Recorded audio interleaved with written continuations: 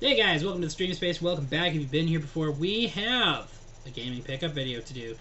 We've been neglecting you guys. So, we got a nice little stack on my right here. I'm going to take a sip of some Full Throttle and then go full throttle down this list. Now, one of the games, and it's going to be the first one I say, just so you're aware, we will be doing a... if you haven't seen it yet, there is a dedicated unboxing video for it. We're not going to do it here. It does come with some cool stuff, but we want to make sure that this is a little more focused on, you know, the pickup, the stories, the origins, all that fun stuff. So, let's get into it. Okay. I'm a damn nerd. Okay. First up, and it's the GOAT of the whole set, and that is Soul Reaver 1 and 2 Remastered for the Nintendo Switch. This was an Amazon purchase. Amazon has some explaining to do.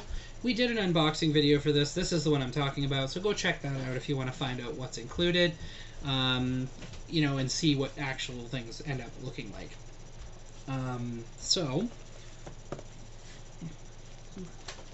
Okay. So we're going to get started. Next up, Borderlands Game of the Year Edition. This is a modernization of part of my collection, so we do have Borderlands on the 360, but I would like to play it with the improved frame rate and all the things, all the good things that come with it being the better version of the game. So it's nice that this has been released, and I believe this comes with all the DLC packs too, so I get to experience the whole game.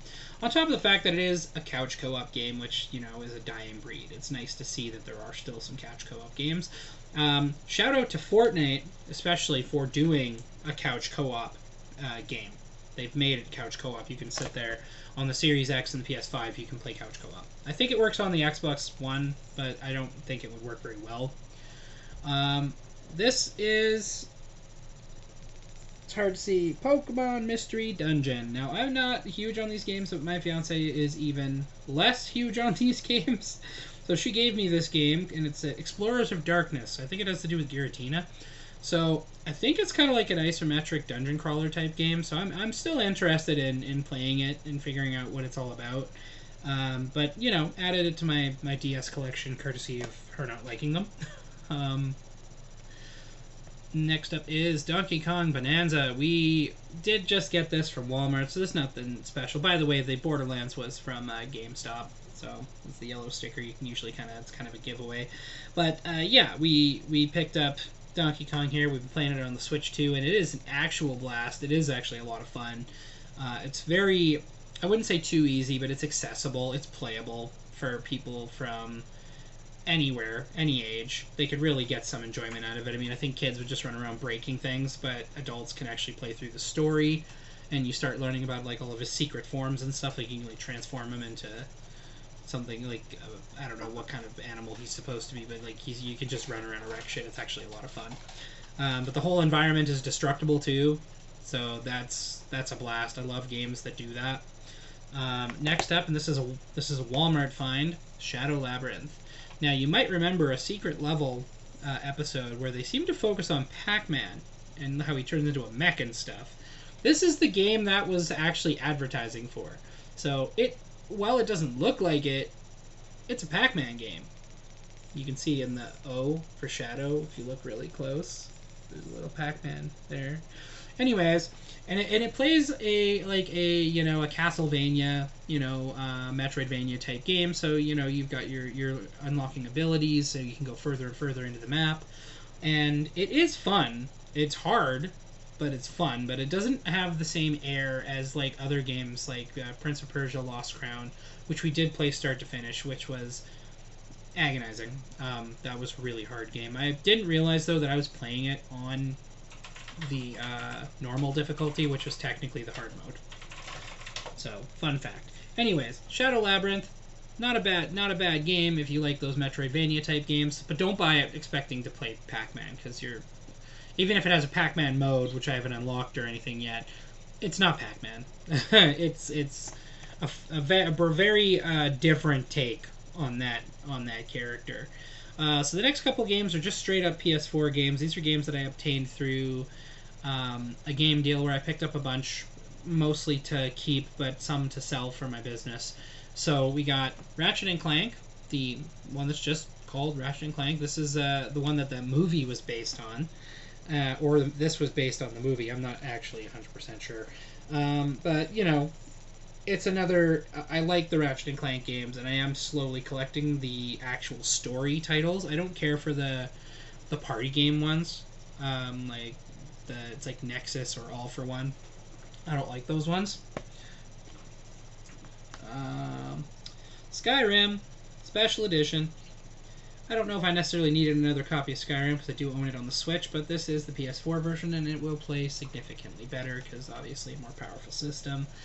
But, I mean, I would hope that anything today, or even from 5 years ago, could play stuff like Skyrim, considering the game at that point was still, like, 9 years old, right? But I'm excited because I do like Skyrim. I'm not as into it as, say, one of my friends who literally owns it on everything it's ever released on. I think that is excessive. I'm gonna get my werewolf, right? So next up is Dragon Quest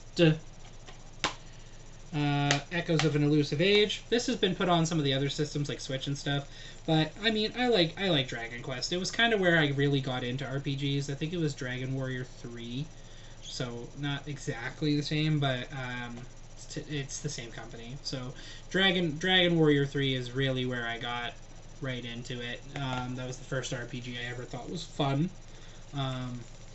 And then, you know, Final Fantasy VII was to follow, as well as that was when I was playing Link's Adventure, you know, Zelda 2. So these all came from a seller off of my video game group that I'm a part of. So next up, and it is a classic, and we just got a movie for it that apparently disappointed a lot of people. I have it to watch it, and I don't know if I'm going to be disappointed yet. Until Dawn. So we have a playthrough of this, by the way. We actually do have a start to finish playthrough of this, where actually we only messed up on the last level. We got everybody killed except for like 2 people on the last level. Some people have done it where they all die. I don't even know what the purpose of that ending is, but you know, there's just a lot of me, you know, doing like common sense horror tropes. Oh, that mysterious voice calling to me from the distance? No, I'm not following that. That's bait. You know, Mad Max, that's bait. So, anyways, that's our pickup video this time. It's not very intensive because we're trying to slow down on that stuff, but we still had some meat. There's still some things to show. Especially check out that Soul Reaver unboxing. It is a lot of fun. There's a lot of cool stuff that comes in there. I don't want to spoil it, so I'll leave that for you guys to find. But check that out, guys, because you know, we haven't had a Soul Reaver game in a while, and I hope that this is where we spark some interest and maybe get a Soul Reaver 3 or even a continuation. Maybe a game where you actually actively switch between them, which I don't remember if you could do that in Defiance. I'm pretty sure that you played as Kain predominantly.